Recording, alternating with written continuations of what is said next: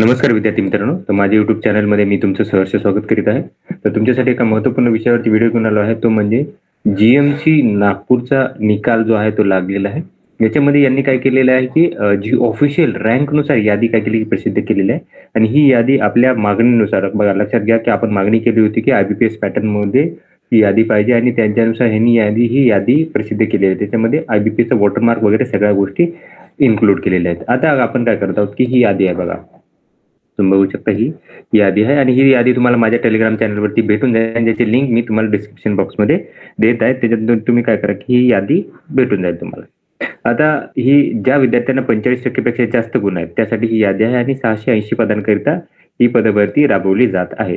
आता मी तुम्हाला सांगणार आहे की याच्यात आता रँकनुसार तर यादी आहे बघा. जे टॉप केलेले ते प्रवीण क्षीरसागर यांनी टॉप केले, 182 मार्कांचा टॉपर आहे. आता काय करतो आपण की कट ऑफ किती लागेल कॅटेगरीनुसार त्याची माहिती करतो. कट ऑफ साठी आपल्याला सगळ्यात पहिलं तर जाहिरात माहिती पाहिजे. ओके, ही जाहिरात आहे. मी हे डाउनलोड करतो, एका टॅब मध्ये आणतो. आता ही जाहिरात आहे. आता टोटल 680 पदांकरिता जर बघितलं कॅटेगरीनुसार 680 पद कशी हे केलेले आहेत. 100 पद SC साठी आहेत, ST साठी 54 पद, VJA साठी 31 पद, त्याच्यानंतर NTB साठी 19 पद, 37 पद आहेत ती NTC साठी आहेत, NTD साठी 19 पद, SB साठी 19 पद, त्याच्यानंतर 160 OBC साठी पद, ते 73 ही EW साठी पद आहेत, ओपन साठी असणार आहेत 178 पद, अशी 680 पदांकरिता ही पदभरती राबवली. आता मी काय करतो तुम्हाला बघा, हा 680 पदांकरिता कट ऑफ सांगायला गेला तर हा व्हिडिओ खूप मोठा होईल, 2-3 तासाचा होईल. तर मी काय करता फक्त सर्वसाधारणचे उमेदवार लक्षात घ्या. हे व्हिडिओ 3 वेगवेगळे व्हिडिओ बनेल. त्याच्यामध्ये सर्वसाधारणचे व्हिडिओ, त्याच्यामध्ये मी हे 224 पदांकरिता माहिती देईन. दुसऱ्या व्हिडिओमध्ये हे महिलांसाठी माहिती देईल आणि तिसऱ्या व्हिडिओमध्ये हे जेवढे काही समांतर आरक्षण आहेत, माजी सैनिक असेल, पदवीधर असेल, खेळाडू असतील, प्रकल्पग्रस्त, भूकंपग्रस्त, दिव्यांग आणि अनाथ याच्यासाठी बनवत. तर अशा 3 वेगवेगळ्या व्हिडिओमध्ये ही माहिती देईल, कारण की व्हिडिओ मोठा होईल त्यामुळे मी सांगत आहे. फक्त आता काय करूयात आपण सर्वसाधारणची यादी बघूयात फक्त की कोणते कोणते उमेदवार सिलेक्ट होतील याच्यामध्ये. तर जर बघा यादी पहिलं तर मी सांगेल तुम्हाला यादी कशी काढायची असते ते. तर सगळ्यात पहिले जे असतात ते सर्वसाधारणचे उमेदवार भरले जातात, ओपनचे सर्वसाधारण भरले जातात. तर ओपनचे सर्वसाधारण उमेदवार आहेत हे 50 आहेत, 50 आहेत उमेदवार. तर याच्यानुसार जर बघाल तुम्ही तर 50 उमेदवारांसाठी कट ऑफ. आता इथं एक मुद्दा असा आहे की पदवीधर अंशकालीन हे जागा असतात, या जर भरल्या नाहीत तर त्या जागा काय होतात की त्याच कॅटेगरीच्या याला भेटून जातात. तर उमेदवार जर भेटला नाही लक्षात घ्या तर हे 50च्या ऐवजी किती होतील की 67 जागा भरल्या जातील. लक्षात घ्या 67 जागा भरल्या जातील प्रत्येक कॅटेगरीमध्ये. आता EWS चे 24 आहेत प्लस 7. आता हे बघू दे मला ठीक आहे 7. तर हे असे काय होतील की 24 प्लस 7 असे 31 उमेदवार भरले जातील. परत OBC मध्ये इथे 46 प्लस 15 उमेदवार, इथं प्लस SBC मध्ये 12 प्लस 1 उमेदवार, त्याच्यानंतर इथं 8 प्लस 1 उमेदवार अशी उमेदवार सिलेक्ट केले जाते. SC मध्ये 29 प्लस 11 असे 40 उमेदवार. जर उमेदवार भेटला नाही तर लक्षात घ्या पदवीधर अंशकालीन जे उमेदवार जर नसतील याच्यामध्ये तर ते लिस्ट कोणाला जाते, यांना सोपवली जाते. एवढा साधा पॉईंट आहे, बाकी काहीच नाही याच्यामध्ये. जर असेल तर यांना भेटेल, नसेल त्या कॅटेगरीचा तर तो केला जातो. ठीक आहे. आणि पदवीधर अंशकालीन मध्ये पण काय राहते की पहिले 17 उमेदवार असतील तर ते ओपन सीटला जातात आणि बाकी कॅटेगरीचे जरी असेल तर तो ओपनला चालला जातो, 17 मधून भरले जातात. ठीक आहे. तर मी त्याच्यानुसार कट ऑफ सांगेल. तर बघा पहिले 50 उमेदवार जर बघितले, आता इथं त्यांची ही दिलेली आहे. तर इथं टॉप केले हे तर उमेदवार राहतील. ही महिला इथून हे महिलाच्या उमेदवारातली पहिली कॅन्डिडेट चालली जाईल. म्हणजे हे टोटल 19 उमेदवार झाले. त्याच्यानंतर 19 झाले, 19 20 21 22 23 24 25 26 27 28 29 30 31 32 33 34 35 36 37 37, त्याच्यानंतर 38 39 40 41 42 43 44 45 46 47 47 48 49 50 50. तर इथेपर्यंत हे यादी लागू शकते. ओके, म्हणजे 158चा कट ऑफ. जर हे उमेदवार 17 भेटले नाही तर पुढच्या 17 उमेदवारांना चान्स भेटेल. तर ते 17 सांगेल तुम्हाला मी. ते 1 2 3 4 5 6 7 8 9 10 11 12 13 14 15 16 17. तर हा 156 पर्यंत कट ऑफ लागेल. इथेपर्यंत तुमची यादी असू शकते. लक्षात घ्या, इथेपर्यंत यादी असू शकते जर ते 17 उमेदवार मिळाले नाही तरची गोष्ट आहे. ठीक आहे. दोन्ही कट ऑफ सांगितले त्यावेळेस तुम्हाला इथेपर्यंत लागेल आणि सॉरी जर असतील तर तुमचं वरती कट ऑफ लागला तर त्याच्यानुसार जेवढ्या जागा शिल्लक राहतील त्याच्यानुसार विद्यार्थ्यांची याद आहे. पण जास्तीत जास्त कट ऑफ किती राहील की इथेपर्यंत तुमचा कट ऑफ लागलेला आहे. हा ओपनचा कट ऑफ राहिलेला आहे. त्याच्यानंतर पुढची कॅटेगरी कुठलीही घेऊ शकतो आपण. आता जर बघितलं आपण ओबीसीची कॅटेगरी घेतलं आपण ओबीसी तर इथून आता काय करेल मी इथून सांगेल मी जर उमेदवार भेटले नाहीत तीच एक हे करून सांगेल मी हे उमेदवार भेटलेच नाहीत. लक्षात घ्या, पदवीधर अंशकालीन उमेदवार भेटत नाहीत याच्या हे करूनच मी काय करतो की ही यादी बनवतो. ठीक आहे. बाकी तुम्ही समजून घेऊ शकता. जास्तीत जास्त इथेपर्यंत लागू शकते.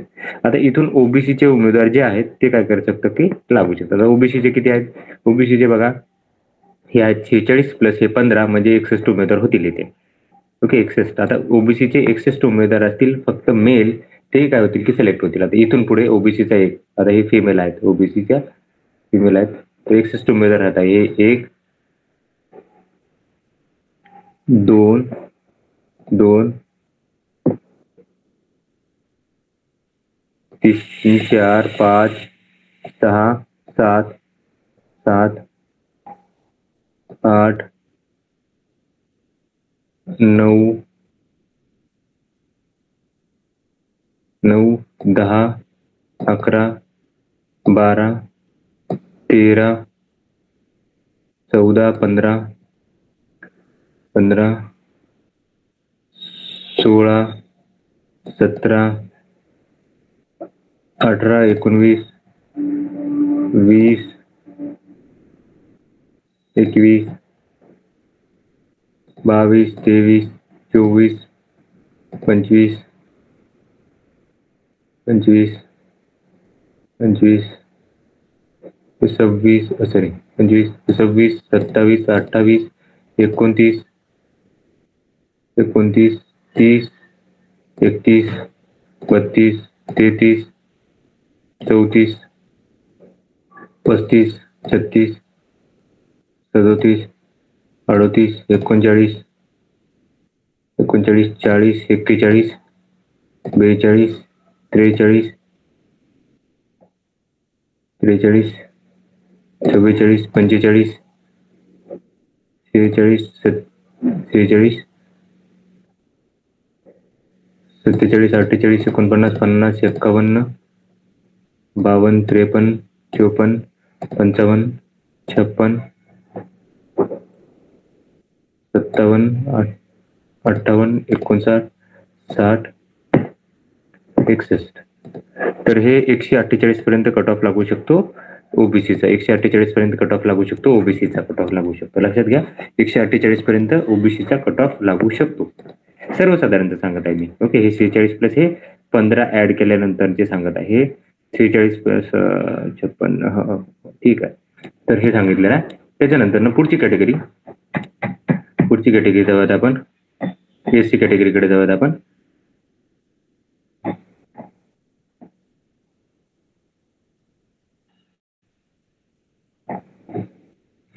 इथून पुढे एससीचे कॅन्डिडेट बघायचे. तर एससी साठी आहेत टोटल ओपन साठी आहेत सर्वसाधारणच्या 29 जागा प्लस 11 जागा म्हणजे 40 उमेदवार पकडायला लागतील मेल फक्त.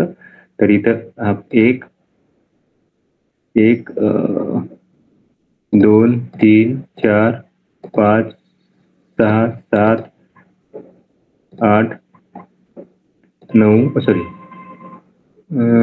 मेल होती ते फिमेल आहे ती 8 हे 9 9 10 11 12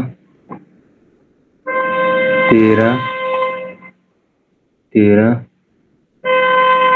14 15 16 17 17 18 19 20 21 22 22 23 24 25 26 27 28 29 30 30 31 32 33 34 35, 36, 37, 38, 39, सॉरी हे नाहीये, 38 झालेले आहेत. 38, 38, 39, 40 हा म्हणजे प्रशिक गायकवाड पर्यंत लागू शकतो. 148 पर्यंत ही यादी असू शकते. किती? 148 मार्कापर्यंत कट ऑफ असू शकतो एससी साठी. आता तुमची एससी कॅटेगरी झालेली आहे. त्याच्यानंतर ना हे झालेले आहे ईडब्ल्यूएस बघत आपण. ईडब्ल्यूएस मध्ये 24+7 उमेदवार. जर 24+7 बघितलं तर 31 उमेदवार होतील ईडब्ल्यूएस चे. तर हे यादीचे पुढे 31 उमेदवार ईडब्ल्यूएस चे.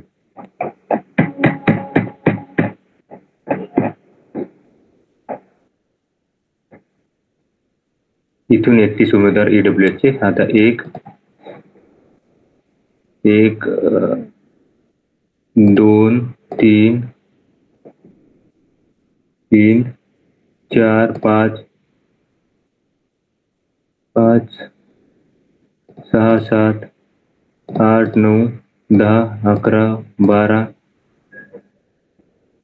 12 13 14 15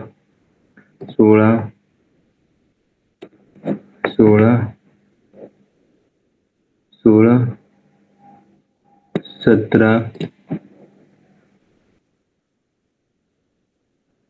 17 18 19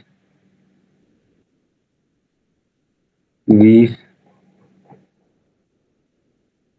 21 22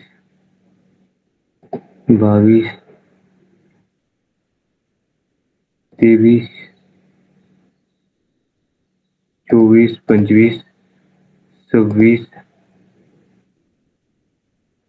26 27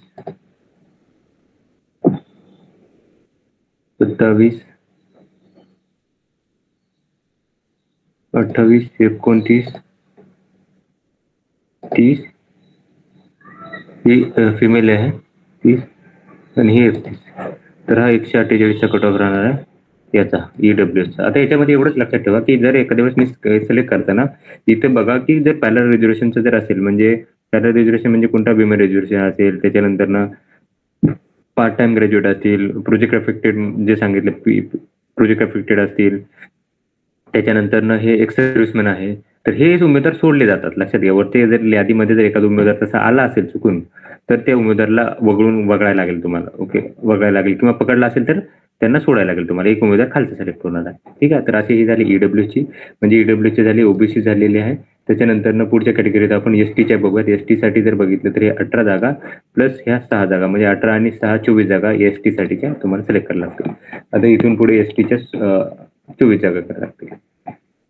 इथून ही यादी टाकलेली आहे.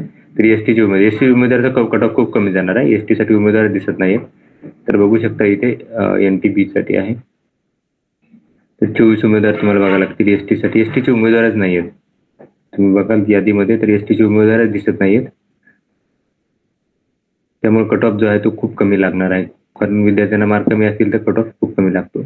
तर एखाद्या कॅटेगरीमध्ये उमेदवार भेटत नाही तर ते काय करतात की जसे ठेवून ते पुढच्या वेळेस भरतात किंवा सर्वसाधारण मध्ये देऊ शकतात. ते डिपेंड करतं त्या याच्याकडे, विभागाकडे. एसटीचे उमेदवारच नाहीत. बघू शकता इथे उमेदवारच नाहीयेत. खाली असतील ते, पण आता हे मला सगळे पेजेस चेक करायला लागतील एसटी साठीचे. ठीक आहे. बाकीच्या कॅटेगरीचे बघूयात आपण. एनटी साठी बघूयात, एनटीसी साठी आणि एनटीडी बघूयात. तर एनटी साठी, तर एनटी बी साठी बघितलं तर 8+1 असे 9 उमेदवार तुम्हाला सिलेक्ट करायला लागतील. इथून एनटीबी चे 9 उमेदवार. तर एनटीबी चे 1 2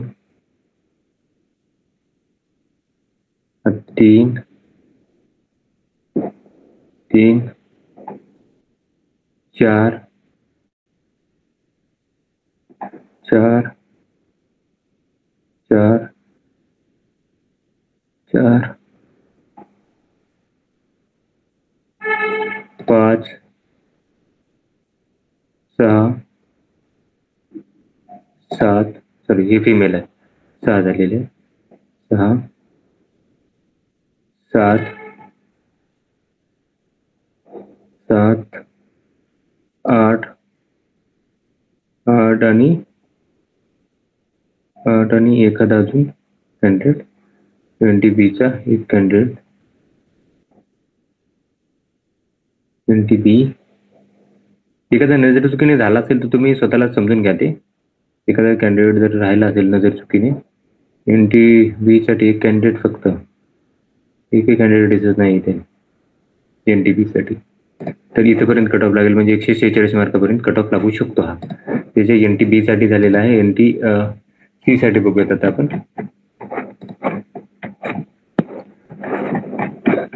तर अशा प्रकारे तुम्ही कट ऑफ लावायचे आहेत. लक्षात घ्या कट ऑफ कसे लावायचे आहेत. आता मी महिलांसाठी सांगेल की कसा कट ऑफ लावायचा असतो. तर महिलांसाठी काय करायला लागेल, सगळ्यात पहिल्या ज्या महिला असतील, महिला म्हणजे 50 महिला, तर सगळ्यात पहिल्या ज्या 50 महिला असतील त्या काय ते डायरेक्ट ओपन मधून सिलेक्ट होतात. त्याच्यानंतर ना मग हे महिला झाल्या, त्याच्यानंतर ना ती एक लाईन मारायची आणि त्याच्यानंतर मग कॅटेगरीनुसार म्हणजे कशा SC साठी बघितलं असेल तर 31 महिला SCच्या पुढच्या ज्या असतील त्या सगळ्या महिला सिलेक्ट SC मधून होती. त्याच्यानंतर ना जर बघितलं परत ते लाईनच्या खाली STच्या परत 16 बघायचे. परत त्या लाईनच्या खाली जी लाईन आपण मारतो त्याच्या खाली जर बघितलं ओपन साठी तशीच लाईन मारून घ्यायची. महिलांसाठी वेगळी लाईन लागेल आणि मुलांसाठी वेगळी लागेल. तर महिलांच्या बाबतीत ओपन साठी वगैरे 50ची यादी करा आणि त्याच्या खाली सगळे उमेदवार. तर अशा रीतीने हा वेगवेगळ्या याचा कट ऑफ सांगितलेला आहे मी. तर अशाच महत्त्वपूर्ण माहितीसाठी माझ्या चॅनलला सबस्क्राईब करा, व्हिडिओ लाईक करा आणि माहिती मित्रांसोबत शेअर करा. धन्यवाद.